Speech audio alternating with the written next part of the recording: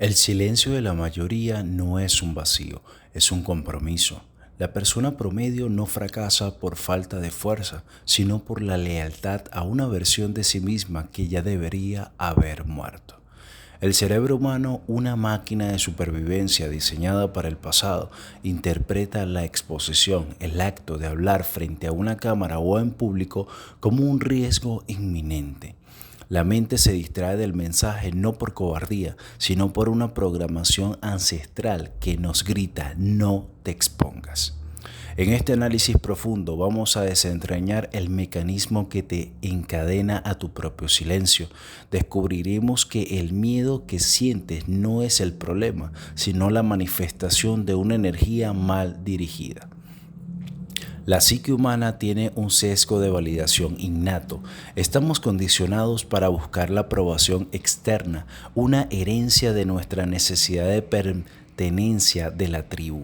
Cuando un individuo se expone, el sistema límbico interpreta a la audiencia como una posible amenaza. Tu cerebro no ve a un público o una cámara, ve a un depredador.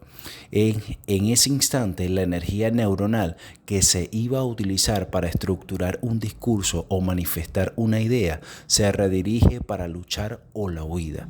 Te quedas en blanco, no porque hayas olvidado lo que ibas a decir, sino porque tu cuerpo se está preparando para escapar. Aquí entra la filosofía estoica. El estoicismo nos enseña a distinguir entre lo que podemos controlar y lo que no. No podemos controlar la percepción de la audiencia, pero sí podemos controlar nuestro foco mental. La clave no es eliminar el miedo, sino reorientar la atención.